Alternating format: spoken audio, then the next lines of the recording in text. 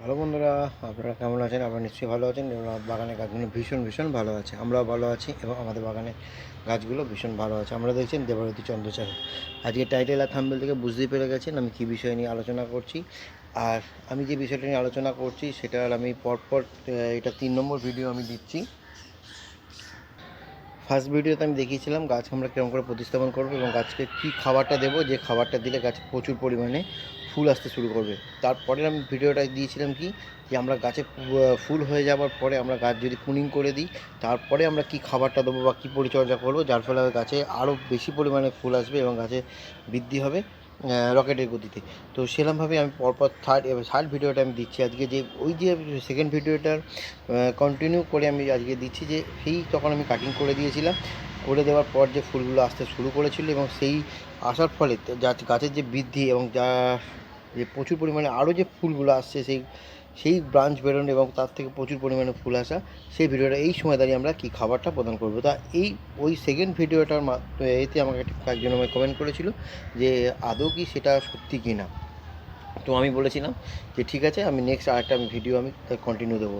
তো এই জন্যে এই ভিডিওটা বানানো। এবং দেখুন গাছ ফুলে ভারে পড়ে যাচ্ছে, দেখতে পাচ্ছেন গাছ হেলে যাচ্ছে, মানে এতটাই মানে ফুল হয়েছে এবং ফুলের সাইজটা তো দেখতেই পাচ্ছেন। তো এই রকমভাবে ফুল আসবে। যদি আগের ভিডিওটা যদি আপনারা না দেখে থাকেন তো দেখে নিলে বুঝতে পারবেন যে কন্টিনিউ মানে পরপর স্টেপ বাই স্টেপ যদি আমরা গাছকে এরমভাবে পরিচর্যা করি, তাহলে কিন্তু এরমভাবে ফুল আসতে শুরু করবে আর এত পরিমাণ কুড়ি। আর এটা হচ্ছে আমার মানে ইনকা গাঁদা বা কয়েন গাঁদা, যেই গাঁদাটাই আপনারা লাগান না কেন, এই পরিচর্যা আপনাদের করতে হবে। তো চলুন এই সময় দাঁড়িয়ে আমরা কি খাবারটা প্রদান করছি সেটা আমরা দেখে নিই। তো দেখতেই পাচ্ছেন এরমভাবে ফুল আসছে, প্রত্যেকটা গাছ ভরে গেছে ফুলে, আর ফুলের ভারে মানে গাছের মানে হেলে পড়ছে পুরো। আর আবার দেখুন আরও নতুন নতুন কুড়ি কিন্তু আসছে। এই সময় আমরা দাঁড়িয়ে আমরা কী খাবারটা দেবো, এই সময় আমরা দাঁড়িয়ে খাবারটা দেবো হচ্ছে, দেখুন আমি সামনে রেখেছি, এটা হচ্ছে 10-26-26। আর কি খাবার আমরা দেবো না, আগে সেকেন্ড ভিডিওটা কন্টিনিউ যেটা আমি খাবারটা দেওয়া ছিল সেই খাবারটা আর আমরা দেবো না এখন। আর সেই খাবারটা দেবো আমাদের হয়ে গেছে, কারণ আমরা গাছকে পুনিং করে দিয়েছি। পুনিং করে দেওয়ার পর নতুন নতুন ব্রাঞ্চ এসছে, এবং তার সাথে সাথে কিন্তু কুড়িও এসছে এবং সেই কুড়িগুলো কিন্তু আজকে এই রকমভাবে কিন্তু ফুল ফুটছে বা ফুটেছে। একটা ফুলের সাইজ দেখতে পাচ্ছেন তো।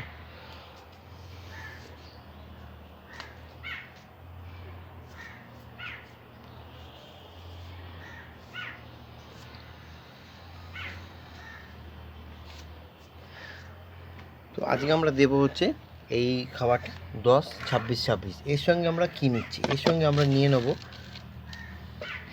আমরা 10-26-26 নেবো কতগুলো গাছ আপনারা দিচ্ছেন, কতগুলো গাছে আমরা দেবো বা দিই। প্রত্যেকটা গাছে দানা হিসাবে হয় এটা। আমরা 8 থেকে 10 ইঞ্চি টবের জন্য আমরা দেবো হচ্ছে 8 থেকে 10 দানা। তো সেরকম অনুযায়ী আমি নিয়ে নিয়েছি, এখানে আমার প্রায় 9খানা টব আছে। তো সেই অনুযায়ী আমি কিন্তু 10x9 আমি নিয়ে নিয়েছি, প্রায় 100 মতন দানা আছে এখানে, গোনা নেই, তো আনুমানিক আমি 100-র উপরেই দানা হবে আমি নিয়েছি। তো এর সঙ্গে আমরা আরেকটা জিনিস মিশিয়ে দেবো, সেটা হচ্ছে এর সঙ্গে আমরা মিশিয়ে দেবো 1 মুঠো নিমখোল। 1 মুঠো নিমখোল, দেখুন আমি সামনে আমি নিয়ে নিচ্ছি 1 মুঠো নিমখোল, ব্যাস। এই সময় আমরা এই খাবারটা কিন্তু গাছকে আমরা প্রদান করব, কেননা গাছে আবার নতুন করে বাড়তে এসে গেছে, ফুল ফুটতে শুরু করে দিচ্ছে এবং ফুলের সাইজটা সুন্দর হয়। কেন ইনকা গাঁদা 10-26-26 যেটা আমরা সুফলাভাবে চিনে থাকি, সেটা কিন্তু 10-26-26, এটা কিন্তু ইনকা গাঁদা খুব পছন্দ করে। ইনকা হোক কয়েন হোক, যে গাঁদাতেই আপনারা দিন না কেন। তার সঙ্গে সঙ্গে আমরা নিয়ে নিয়েছি হচ্ছে 1 মুঠো নিমখোল। এবার এই দুটো খাবার আমরা খুব সুন্দর করে একে অপরের সঙ্গে মিক্স করে নেব, সুন্দর করে মিক্স করে নেব। নিয়ে আমরা প্রত্যেকটা গাছে আমরা একটু একটু করে এরকমভাবে আমরা দিয়ে দেবো, যাতে ফুলের কালারটা আরও ভালো আসে এবং ফুলগুলোর সাইজে আরও বড় আকারে বৃদ্ধি পায়। তো দেখতে পেলেন আমরা কী কী খাবারটা নিলাম। এর মধ্যে আমরা নিলাম হচ্ছে 10-26-26 আর হচ্ছে নিমখোল।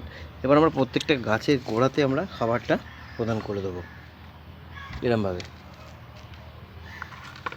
প্রত্যেকটা গাছের গোড়ায় আমরা এরমভাবে খাবারটাকে প্রদান করে দেবো। এটা কিন্তু আগের ভিডিওর কন্টিনিউ, কিন্তু এইরকমভাবে আমরা দিতে থাকবো, ঠিক আছে? এরকমভাবে আমরা প্রত্যেকটা গাছের গোড়াতে খাবারটা এরকমভাবে দিয়ে দেবো। আর সবশেষে একটি কথা বলার, যদি আপনাদের ভিডিওটা ভালো লাগে তাহলে অবশ্যই করে লাইক করবেন, শেয়ার করবেন এবং সাবস্ক্রাইব করতে কিন্তু একদম ভুলবেন না। আর বেল বাটনটা প্রেস করে রাখবেন, আর অল নোটিফিকেশানটা অল করে রাখবেন, কারণ আমি যখনই একটা ভিডিও দেবো আপনাদের কাছে নোটিফিকেশান পৌঁছে যাবে।